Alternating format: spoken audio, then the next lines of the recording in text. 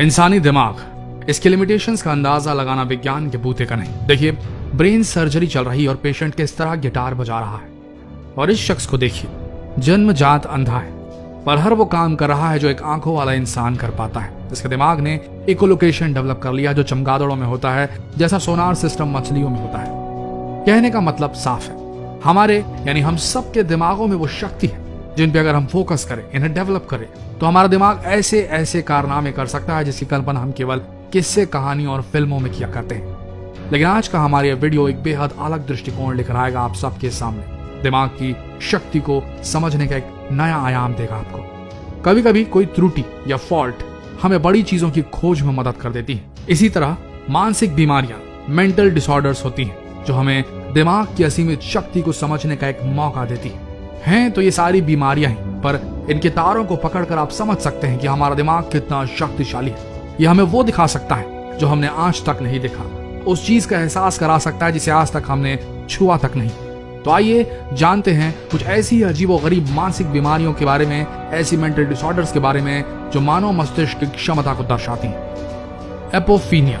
एपोफीनिया के मरीजों को हर चीज में कुछ पैटर्न या यूं कहें कोई चित्र दिखने लगते हैं और वो उन चित्रों को देखकर प्रभावित होने लगते हैं। उन्हें लगता है कि ये कोई संदेश है भगवान का जो केवल उन तक ही पहुंचाया जा रहा है, लेकिन होता ये केवल भ्रम ही है। एपोफीनिया के मरीजों का दिमाग इतना तेज हो जाता है कि वो हर चीज में पैटर्न बना लेते हैं और उन पैटर्न से उनके सामने एक चित्र उभर आता है। आपने ऐसे कई किस्से सुने होंगे जिसमें लोगों ने ये कहा कि उन्हें किसी चीज में भगवान दिखने लगे। इस बीमारी में मानव मस्तिष्क के वो कनेक्शन इतने स्ट्रांग हो जाते हैं जो किसी भी पैटर्न में परिभाषा खोज लेते हैं। सोचिए, अगर ऐसे लोगों को पिक्टोग्राफिक लैंग्वेज यानी कि चित्रों के माध्यम से जो लिखावट होती थी प्राचीन काल में, अगर इन्हें वो पढ़ने की ट्रेनिंग दे दी जाए तो ये प्राचीन काल की हर लैंग्वेज को डिसाइफर कर लेंगे, डीकोड कर लेंगे। Alice in Wonderland syndrome. Alice in Wonderland syndrome को टॉड सिंड्रोम भी कहा जाता है। इससे मरीज को उसके सामने रखी चीज अचानक से बड़ी या छोटी दिखाई देती है, लेकिन ये लक्षण कुछ ही समय के लिए मरीजों को दिखाई देते हैं। इसका नाम एलिस इन वंडरलैंड इसलिए पड़ा क्योंकि एलिस इन वंडरलैंड के जो ऑथर थे, जो इसके लेखक थे, उनको भी यही बीमारी थी और उन्होंने एलिस इन वंडरलैंड में कुछ इसी तरह के दृश्यों को फिल्माया भी। मतलब इस सिंड्रोम ने, इस बीमारी ने क्रिएटिविटी की हदों को तोड़ दिया और वो फेमस कहानी रच डाली जो पूरे विश्व के बच्चों में आज भी लोकप्रिय है। हाइपरथाइमेसिया। हाइपरथाइमेसिया को बीमारी कहें या वरदान, क्योंकि इस बीमारी से ग्रसित लोगों को उनकी जिंदगी का हर एक पल पूरी डिटेल के साथ याद रहता है। ऐसे कई केसेस सामने आए हैं जिन्हें एक विशेष उम्र के बाद उनकी जिंदगी का हर लम्हा याद था। ऐसा माना जाता है कि इस दुनिया में ऐसे सिर्फ 20 लोग ही हैं जिन्हें उनकी जिंदगी के हर पल याद है।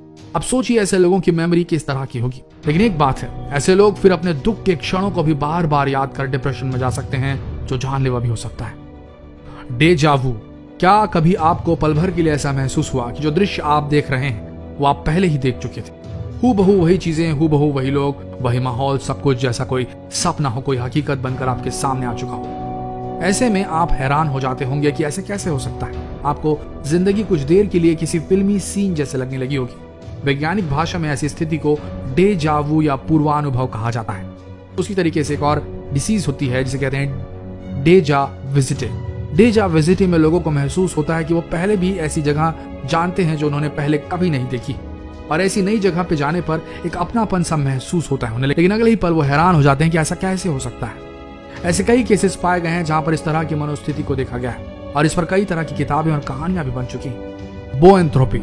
इस बीमारी में मरीज को ऐसा लगता है कि वो एक गाय या सांड है, और बहुत से मरीजों में देखा गया है कि वो गायों की तरह चल रहे हैं, अपने हाथों का इस्तेमाल किए बगैर वो घास खा रहे हैं। इस तरह की घटना बुक ऑफ डैनियल में भी लिखी गई, जिसमें राजा नेबूचैडनेज़र को भगवान द्वारा श्राप दिया गया था, जिसमें नेबूचैडनेज़र अपना दिमागी संतुलन खो देता है और 7 वर्ष तक एक जानवर का जीवन जीता है। यह अजीबोगरीब मेंटल डिसऑर्डर है। प्रोस्पोग्नोसिया। प्रोस्पोग्नोसिया को आप फेस ब्लाइंडनेस भी कह सकते हैं। प्रोस्पोग्नोसिया के मरीज अपने ही लोगों को पहचान नहीं पाते, वो बिल्कुल लोगों को याद नहीं रख पाते। इस तरह के मरीज ज्यादातर सूंघ के या छूकर लोगों को पहचानते हैं, और कई मरीज लोगों के हेयर स्टाइल या आवाज से लोगों को पहचानते हैं। जो इस बीमारी से ग्रसित होते हैं उन्हें काफी दिक्कतों का सामना करना पड़ता है। ऐसा माना जाता है कि दुनिया की लगभग 2% आबादी इस बीमारी से ग्रसित है। कोटार्ड डिल्यूजन। कोटार्ड डिल्यूजन के मरीजों को चलती हुई लाश भी कहा जाता है। इस बीमारी से ग्रसित लोगों को ऐसा महसूस होता है कि वो मर चुके हैं और कई मरीजों को तो ये भी लगता है जैसे कि उनके शरीर में कोई खून या कोई ऑर्गन है ही नहीं, और इसलिए वे खाना पीना छोड़ देते हैं। इस तरह के मरीज बहुत ज्यादा डिप्रेशन का शिकार हो जाते हैं और इनका इलाज बहुत जरूरी होता है। अगर इस तरह के मरीजों को अकेला छोड़ दिया जाए तो ये अपने शरीर को पूरी तरीके से खत्म कर लेते हैं। मानव मस्तिष्क पर अभी भी शोध चल रही है। कब पूरी तरह मानव मस्तिष्क के सारे कोनों को एक्सप्लोर कर लिया जाएगा ये कहना मुश्किल है। ये काम इंसान कर पाएंगे या आर्टिफिशियल इंटेलिजेंस से लैस कोई कंप्यूटर, ये भी नहीं कहा जा सकता। कहा बस ये जा सकता है कि जिस ज्ञान की आप और हम जिंदगी भर तलाश करते रहते हैं वो शायद हमारे दिमाग के किसी कोने में पहले से ही स्टोर होता है। हमें बस बाहरी आवाजों को बंद कर एकाग्रचित होकर अपने मस्तिष्क की आवाज सुननी चाहिए और सत्य हमारे सामने होगा। मेडिटेशन इसीलिए वो सबसे बड़ा टूल है जो हमें हमारी मस्तिष्क की क्षमता से रूबरू करा सकता है। हम तो मेडिटेशन करते हैं और आप कमेंट सेक्शन में जरूर लिखें और जितना हो सके इस वीडियो को शेयर करें ताकि आपके करीबियों को भी दिमाग की शक्ति का आभास हो। तो शेयर करें और ऐसे ही दिलचस्प वीडियोस के लिए इस पेज को अभी फॉलो करें क्योंकि आने वाला वीडियो और भी ज्यादा इंटरेस्टिंग होने वाला है। धन्यवाद।